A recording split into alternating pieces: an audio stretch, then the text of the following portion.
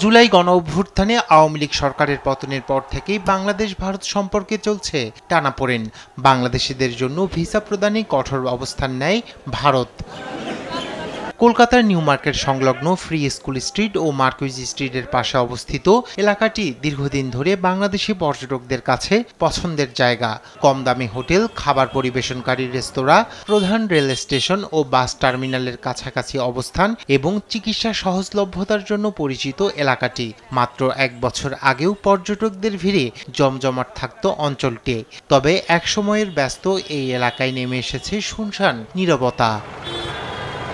বাংলাদেশের রাজনৈতিক অস্থিরতা এবং তৎকালীন প্রধানমন্ত্রী শেখ হাসিনা সরকারের পতনের পর এই এলাকার বাংলাদেশি পর্যটকদের আনাগোনা প্রায় শূন্যে নেমে এসেছে।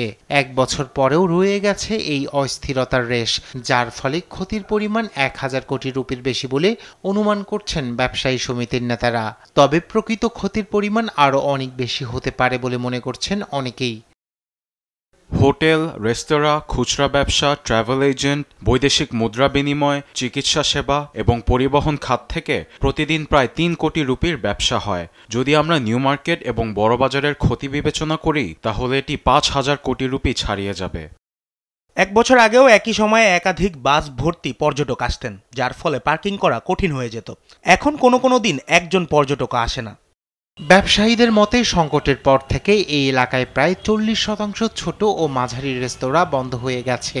বেশ কয়েকটি বড় রেস্তোরাঁও চলছে সীমিত বাজেটে। বড় ব্যবসা ছাড়াও ভেঙে পড়েছে পর্যটন নির্ভর অনানুষ্ঠানিক ব্যবসা। শত শত স্থানীয় বাসিন্দা যারা হোটেল কর্মী, বাবুর্চি, ড্রাইভার এবং খুচরা দোকানে কাজ করতেন মারাত্মকভাবে ক্ষতিগ্রস্ত হয়েছেন তারা।